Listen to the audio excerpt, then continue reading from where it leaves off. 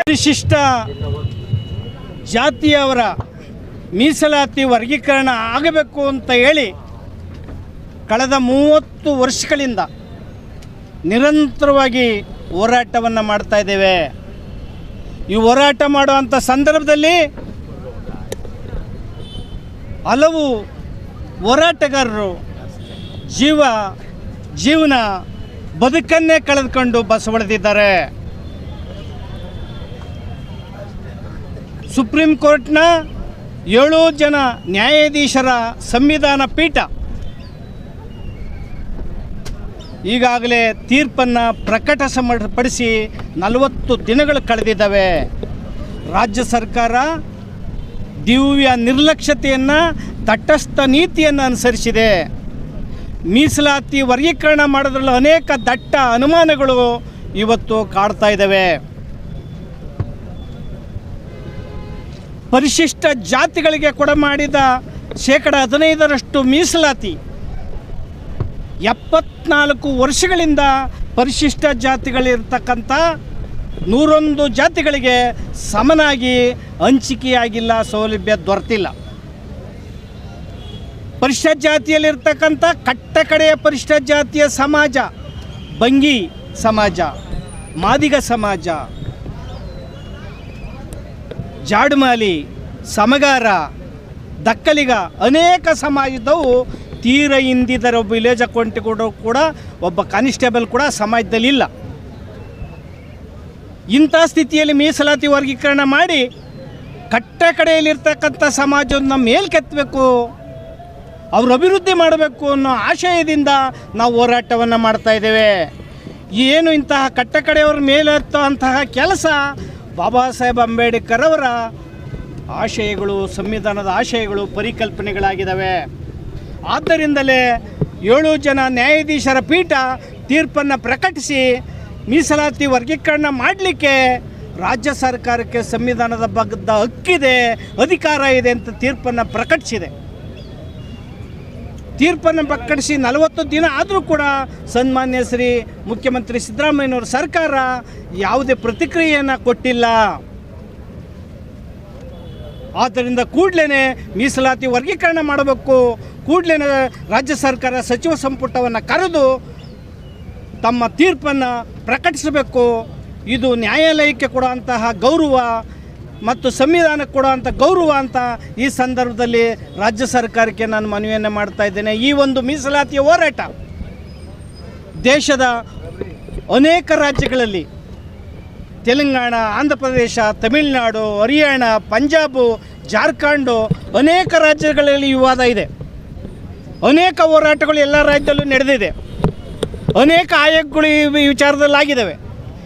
ಹಲವು ಸುಪ್ರೀಂ ಕೋರ್ಟ್ಗಳು ತೀರ್ಪನ್ನು ಕೊಟ್ಟಿದ್ದಾವೆ. 2 ಪಂಚಪೀಠಗಳು ತೀರ್ಪನ್ನು ಕೊಟ್ಟಿದ್ದಾವೆ. ಇದೆಲ್ಲವುದನ್ನು ಕೂಡ 7 ಜನರ ನ್ಯಾಯಾಧೀಶರ ಪೀಠ ಪರಾಮರ್ಶಿಸಿ ಈಗ ಸಂವಿಧಾನಬದ್ಧವಾಗಿ ರಾಜ್ಯ ಸರ್ಕಾರಕ್ಕೆ ಅಧಿಕಾರ ಇದೆ, ಕೂಡಲೇ ರಾಜ್ಯ ಸರ್ಕಾರ ದತ್ತಾಂಶವನ್ನು ಸಂಗ್ರಹಿಸಿ ಮೀಸಲಾತಿ ವರ್ಗೀಕರಣ ಮಾಡಬೇಕು ಅಂತ ಹೇಳಿದೆ. ರಾಜ್ಯಕ್ಕೆ ದತ್ತಾಂಶ ಲಭ್ಯ ಇದೆ, ಎಂಪೆರಿಕಲ್ ಡೇಟಾ ರಾಜ್ಯ ಸರ್ಕಾರದಲ್ಲಿದೆ. ಸದಾಶಿವ ಆಯೋಗ 2017ರಲ್ಲಿ ಅಧ್ಯಯನ ಮಾಡಿ ವರದಿಯನ್ನು ಸರ್ಕಾರಕ್ಕೆ ಸಲ್ಲಿಸಿದೆ. ನಾಗಮೋಹನ್ ದಾಸು ವರದಿಯನ್ನು ಸಲ್ಲಿಸಿದೆ. 2015ರಲ್ಲಿ ಜಾತಿ ಗಣತಿ ಮಾಡಿ ಕಾಂತರಾಜ್ ಆಯೋಗದ ವರದಿ ಕೊಟ್ಟಿದೆ. ಎಲ್ಲ ಅಂಕಿಅಂಶಗಳು ಸರ್ಕಾರದಲ್ಲಿದೆ. ಯಾವುದೇ ತೊಡಕುಗಳು ರಾಜ್ಯ ಸರ್ಕಾರದಲ್ಲಿಲ್ಲ. ರಾಜ್ಯ ಸರ್ಕಾರ ಈ ಸಂವಿಧಾನಬದ್ಧ ಮೀಸಲಾತಿ ವರ್ಗೀಕರಣ ಮಾಡಬೇಕು. ಮತ್ತು CJIನವರು DY ಚಂದ್ರಚೂಡರವರು, ಈ ದೇಶದ ನ್ಯಾಯಾಧೀಶರು ಸ್ಪಷ್ಟವಾದಂತಹ ತೀರ್ಮಾನವನ್ನು, ಜಡ್ಜ್ಮೆಂಟನ್ನು ಕೊಟ್ಟಿದ್ದಾರೆ. ಆದರೆ ಮಲ್ಲಿಕಾರ್ಜುನ ಖರ್ಗೆಜಿಯವರು, ಮಾಯಾವತಿಯವರು, ಇನ್ನು ಅನೇಕರು, ಕೆಲವು ನಮ್ಮ ಸಮಾಜದಲ್ಲಿ ಇರೋರು ಅಪಸ್ವರವನ್ನು ಎತ್ತಿದ್ದಾರೆ. ಇದು ನಿಮ್ಮ ಪಕ್ಷವನ್ನು ಗಟ್ಟಿ ಮಾಡೋಕ್ಕೋಸ್ಕರ, ನಿಮ್ಮ ನಾಯಕತ್ವವನ್ನು ಗಟ್ಟಿ ಮಾಡೋಕ್ಕೋಸ್ಕರ ಇಡೀ ಸಂವಿಧಾನದ ವಿರೋಧಿ ಹೇಳಿಕೆಗಳಿವು. ನ್ಯಾಯಪೀಠದ ವಿರುದ್ಧ ತೀರ್ಪನ್ನು ಕೊಟ್ಟರೆ ಈ ತೀರ್ಪು ಸಂವಿಧಾನದ ವಿರೋಧಿ ತೀರ್ಪಾಗ್ತದೆ. ಮತ್ತು ಈ ಸಮಾಜವನ್ನು ದಿಕ್ತಪ್ಪಿಸುವಂಥ ಮಾತುಗಳು ಆಗ್ತವೆ.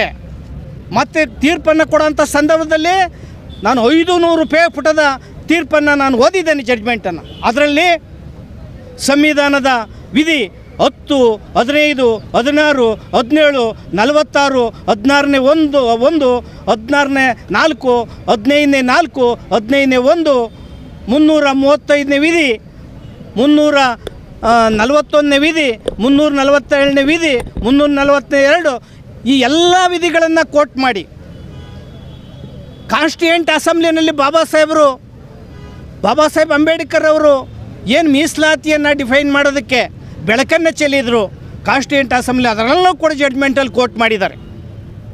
ಆದರೆ ಕೆನೆ ಪದರಕ್ಕೆ ಅವಕಾಶವೇ ಇಲ್ಲ. ಮೂಲ ಸಂವಿಧಾನದಲ್ಲಿ ಸಂವಿಧಾನದ ವಿಧಿ 15ನೇ 4, 16ನೇ 4 ಪ್ರಕಾರ ಕೆನೆ ಪದರಕ್ಕೆ ಅವಕಾಶವೇ ಇಲ್ಲ. ಈಗಾಗಲೇ 9 ಜನರ ನ್ಯಾಯಾಧೀಶರ ಪೀಠ ತೀರ್ಪನ್ನು ಕೊಟ್ಟಿದೆ. ಇಂದಿರಾ ಸಹಾನಿ ಕೇಸ್ನಲ್ಲಿ 1997ರಲ್ಲಿ ತೀರ್ಪನ್ನು ಕೊಡೋದ್ರ ಮೂಲಕ ಪರಿಶಿಷ್ಟ ಜಾತಿಯವರು ಕೆನೆ ಪದರಲ್ಲ ಬರಲ್ಲ ಅಂತ ಹೇಳಿದೆ. ಮತ್ತು ಕೆನೆ ಪದರದ ವಿಚಾರ ಇರಲೇ ಇಲ್ಲ. ಈ ವಿಚಾರದಲ್ಲಿ ಮಧ್ಯ ಬರೀ ಒಂದು 6 ತಿಂಗಳಲ್ಲಿ ಇದನ್ನು ಸೇರಿಸಿ ಸುಮ್ಮನೆ ವಿಚಾರಗಳನ್ನು ಅಲ್ಲಲ್ಲಿ ಅರಿಬಿಡ್ತಾ ಇದ್ದಾರೆ.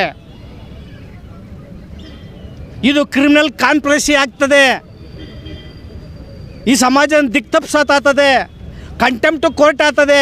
ರಾಜ್ಯ ಸರ್ಕಾರ ಕೂಡ ಇನ್ನಷ್ಟು ವಿಳಂಬ ಮಾಡಿದರೆ ಕಂಟೆಂಪ್ಟ್ ಕೋರ್ಟನ್ನು ಅನುಭವಿಸ್ಬೇಕಾಗ್ತದೆ ಅನ್ನೋ ಮಾತನ್ನು ಸಿದ್ದರಾಮಯ್ಯವ್ರ ಸರ್ಕಾರಕ್ಕೆ ಹೇಳೋದ್ರ ಮೂಲಕ ಮೀಸಲಾತಿಯನ್ನು ಕೂಡಲೇ ವರ್ಗೀಕರಣ ಮಾಡಬೇಕು. ಸ್ಪಷ್ಟವಾದಂಥ ಜಡ್ಜ್ಮೆಂಟ್ ಇದೆ. ನೀವು ನ್ಯಾಯಾಂಗಕ್ಕೆ ಸಂವಿಧಾನಕ್ಕೆ ಬದ್ಧರಾಗಿ ನೀವು ಮೀಸಲಾತಿನ ವರ್ಗೀಕರಣ ಮಾಡಬೇಕು. ಜೊತೆಗೆ ನೀವೇನು ಮೀಸಲಾತಿಯ ವಿರುದ್ಧ ಸಂವಿಧಾನದ ವಿರುದ್ಧ ಇದ್ದೀರಿ ಅನ್ನೋದಕ್ಕೆ ಒಂದೇ ಒಂದು ಉದಾಹರಣೆ, ಈ ವರ್ಗೀಕರಣವನ್ನು ಅಪಸ್ವರವನ್ನು ಎತ್ತಾ ಇದ್ದೀರಿ. ಕೂಡಲೇ ಮಲ್ಲಿಕಾರ್ಜುನ ಖರ್ಗೆ ಅವರು, ರಾಹುಲ್ ಗಾಂಧಿ ಅವರು ಕೂಡಲೇ ಮಧ್ಯಪ್ರವೇಶಿಸಿ ಮೀಸಲಾತಿ ವರ್ಗೀಕರಣಕ್ಕೆ ಅವಕಾಶವನ್ನು ಮಾಡಬೇಕು ಅಂತ ಈ ಮೂಲಕ ಆಗ್ರಹವನ್ನು ಮಾಡ್ತಾ ಇದ್ದೇವೆ. ಇಲ್ಲದೆ ಹೋದರೆ ಮುಂದಿನ ತಿಂಗಳ ಕೊನೆಯ ವಾರದಲ್ಲಿ 5 ಲಕ್ಷ ಜನವನ್ನು ಬೆಂಗಳೂರಿಗೆ ಕರೆತಂದು ವಿಧಾನಸೌಧಕ್ಕೆ ಮುತ್ತಿಗೆಯನ್ನು ಹಾಕ್ತೇವೆ. ಇವತ್ತಿನಿಂದಲೇ ರಾಜ್ಯಾದ್ಯಂತ ಜನಾಂದೋಲನ ಹೋರಾಟವನ್ನು ಸಂಘಟಿಸ್ತಾ ಇದ್ದೇವೆ. ಯಾವುದೇ ಕಾರಣಕ್ಕೂ ಮೀಸಲಾತಿ ವರ್ಗೀಕರಣ ತಡ ಆಗೋದಕ್ಕೆ ಬಿಡಲ್ಲ. ಏನೇನಾದ್ರು ಸರ್ಕಾರ ತಡ ಮಾಡಿದರೆ ಸಿದ್ದರಾಮಯ್ಯವರ ಸರ್ಕಾರ ರಾಜ್ಯದಲ್ಲಿ ರಕ್ತಕ್ರಾಂತಿ ಆಗ್ತದೆ ಅನ್ನೋ ಎಚ್ಚರಿಕೆಯನ್ನು ಈ ಮೂಲಕ ಸ್ಪಷ್ಟ ಮಾತುಗಳನ್ನ ಎಚ್ಚರಿಕೆ ಕೊಡ್ತಾ ಇದ್ವಿ. ಬೀದಿಯಲ್ಲಿ ಹೋರಾಟ ಮಾಡ್ತೇವೆ. ಮತ್ತು ನಮ್ಮ ದಲಿತ ಮಂತ್ರಿ ಶಾಸಕರೇನಿದ್ದಾರೆ, ನೀವು ಬಾಯಿ ಬಿಡಬೇಕು. ಮೀಸಲಾತಿಯ ಫಲಾನುಭವಿಗಳು, ಅಂಬೇಡ್ಕರ್ ಫಲಾನುಭವಿಗಳು, ನೀವು ಕದ್ದೋಡೋ ಅಂಥ ಕೆಲಸ ಮಾಡಬೇಡಿ. ನೀವು ಬಾಯಿ ಕಟ್ಟಿದ ಮತ್ತು ಬೆಲ್ಟ್ ಹಾಕಿದ ನಾಯಿಗಳಾಗಿ ನೀವು ಆಯಾ ಪಕ್ಷಗಳಲ್ಲಿ ಕಾವಲನ್ನು ಕಾಯ್ತಾ ಇದ್ದೀರಿ. ನಾಚಿಕೆ ಆಗಬೇಕು ನಿಮಗೆ ಅನ್ನೋ ಮಾತನ್ನು ಈ ಮೂಲಕ ಹೇಳಿ ಈ ಸಮಾಜದ ಮುಖವನ್ನು ನೋಡಿ ಈ ಕಟ್ಟಕಡೆ ಸಮಾಜದ ನೆರವಿಗೆ ಬರಬೇಕು. ಈ ಸಮಾಜವನ್ನು ಮೇಲೆತ್ತಬೇಕು. SC ST OBCಗಳ ಹೆಸರು ಹೇಳ್ಕೊಂಡು ಆಡಳಿತವನ್ನು ಮಾಡೋದು ನಾಚಿಕೆಗೇಡು. 3 ಪಕ್ಷಗಳು ಕೂಡ ಚುನಾವಣೆ ಸಂದರ್ಭದಲ್ಲಿ ಪ್ರಣಾಳಿಕೆಯಲ್ಲಿ ವರ್ಗೀಕರಣ ಮಾಡ್ತೀವಿ ಅಂತ ಹಾಕ್ಕೊಂಡ್ರಿ. ಸದಾನಂದ ಗೌಡರ ಸರ್ಕಾರ ಕೂಡ ಕೇಂದ್ರ ಸರ್ಕಾರ ಶಿಫಾರಸು ಮಾಡ್ತು, ಬೊಮ್ಮಾಯಿಯವರ ಸರ್ಕಾರ ಕೂಡ ಶಿಫಾರಸು ಮಾಡ್ತು, ಸಿದ್ದರಾಮಯ್ಯರ ಸರ್ಕಾರ ಕೂಡ ಮೀಸಲಾತಿ ವರ್ಗೀಕರಣ ಮಾಡ್ಬೋದು ಅಂತ ಶಿಫಾರಸು ಮಾಡಿದಿರಿ. ನೀವೇ ಕಣ್ಣಾರಿಸುವಂಥ ಕೆಲಸವನ್ನು ಮಾಡ್ತಾ ಇದ್ದೀರಾ? ಕಳಕಳಿ ಇದ್ದರೆ ಕೂಡಲೇ ನೀವು ಮೀಸಲಾತಿ ವರ್ಗೀಕರಣದ ಬಗ್ಗೆ ಪ್ರತಿಕ್ರಿಯೆ ಕೊಡಬೇಕು ಅಂತ ಈ ಮೂಲಕ 31 ಜಿಲ್ಲೆಯಲ್ಲೂ ಕೂಡ ಭಾರಿ ದೊಡ್ಡ ಹೋರಾಟವನ್ನು ಮಾಡಿದ್ದೇವೆ. ಇವತ್ತು ಮುಖ್ಯಮಂತ್ರಿ ಮನೆಗೆ ರ್ಯಾಲಿಯನ್ನು ಕೂಡ ಮಾಡಿ ಎಚ್ಚರಿಕೆಯನ್ನು ಕೊಡ್ತಾ ಇದ್ದೀವಿ.